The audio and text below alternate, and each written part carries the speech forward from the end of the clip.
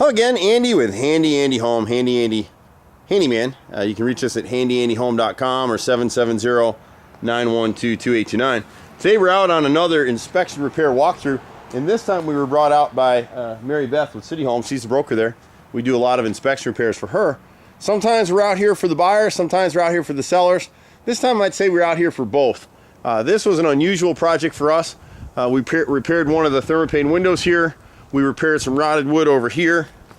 And there's still little things the buyer will need to do here, but the way these deals work is inspector comes out, they agree on a list of repairs, it goes into an inspection amendment, and then they call us to come fix it.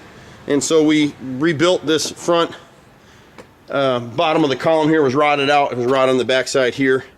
And a lot of this stuff is just basic maintenance and caulk. This home buyer wants us to come back and give him a price to change this door out. You can see where the seals are blown in the door. Glass doors right here. During the midday sun, this house gets a lot of heat on it. But the big issue on this house was this kitchen floor. And so they had a structural engineer come out. We disagreed with them. And the thing to understand about structural engineers is the fellow they used, the buyers had come out, there was a huge dip in this floor. It was right in this whole area right here underneath the bar stools to the little short post right here and out about halfway into the floor. And so it dipped about 2 inches. And what the structural engineer expected, he was concerned that the house might continue to settle. We disagreed with him, and it happens once in a while. And the thing to remember with structural engineers is they're gonna do your worst case scenario. Well, that's what he does. And so what he was speccing would have made this house look like an albatross. He was right if the house was continuing to settle, but when we saw the dip out here in the floor, this is engineered flooring, and we didn't know how it was framed, but we knew we had this tile floor out here, ceramic tile. There's no cracks in this floor.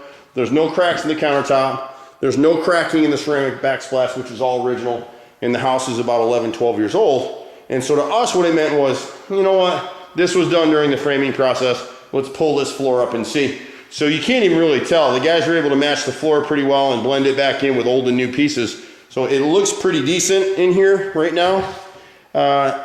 When you come across the floor, it looks level to your eye.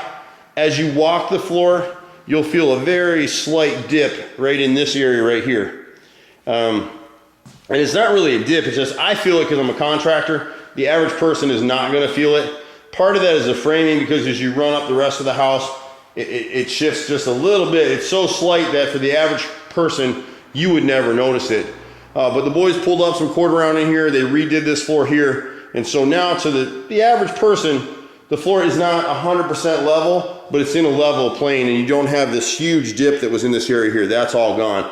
And the way it is now, I mean, I'm 220 pounds, you know, the floor is solid. And so what they did in this floor is they had some manufactured joist system, trusses we call them, but it's really a joist, and it was damaged pre-construction. We're pretty sure it fell off the truck or they hit the ends with a forklift, whatever they did. The contractors, the subs that were out here, new construction is tricky because they get paid by the job. If the framing's not done, they don't get paid. So they had to wait around for replacement materials. My guess is they don't get paid, so they just went in and slapped in these damaged materials. And it caved right in this area right here, right around where this bar stool was. And so that's what we've done is we've reframed. We can't really sister or manufacture joists like that. And so we reframed around each side with 2x6 lumber inside the perimeter of each one of these, pulled the subfloor, replaced it with plywood instead of OSB. So it's a lot stronger. OSB is really strong stuff as long as it has support and it doesn't get wet. Here what happened is the end of the joist was damaged, about 3 inches of it, 2 of them.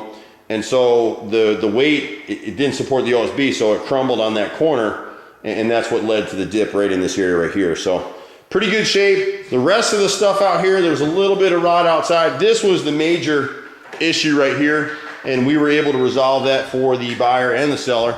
And the seller, you know, it's very rare that we get a seller that is like this particular seller said, Andy, whatever it costs, I understand, because we gave him an estimated number for this repair.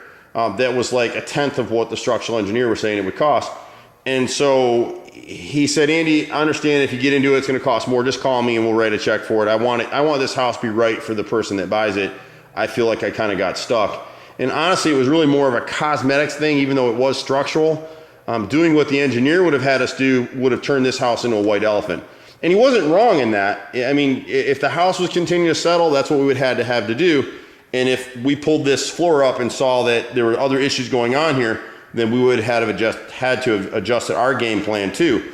So it's just that, remember, when you're dealing with structural engineers, they have to give you the worst case scenario, because they don't have the luxury of being a contractor and pulling this thing off, seeing what's going on, and then come back and adjust the bid. They're just going to give you the worst case scenario, which is what he did here. Fortunately for everyone involved, we were able to resolve it, and you can see it looks great. The floor looks good. The buyer will be happy, and everybody will rock on. There was a little bit of rot out here. You can see they repaired some stuff. We came back today, and it'll be a good idea for this home buyer to just come back, and he can have us do it, repaint this bay window and caulk it. The builders in this area just didn't caulk and paint properly. We've worked on a number of other units in here, and you can see the neighbors. See how the joints are popped wide open? You can see where the trim piece above the window is rotted out. She's got rot all over that house. This home is in pretty good shape because this home seller repainted this property not all that long ago. So, but pretty much we do everything, any kind of handyman stuff, anything from an hour to a week or two in duration. We've got a nice crew of guys. I'm a 4th generation contractor, as is my brother. He's a master carpenter. We've been doing this stuff here in Metro Atlanta for 25 years. You can reach us at 770-912-2829. I'm Andy. See you at the next house. Bye for now.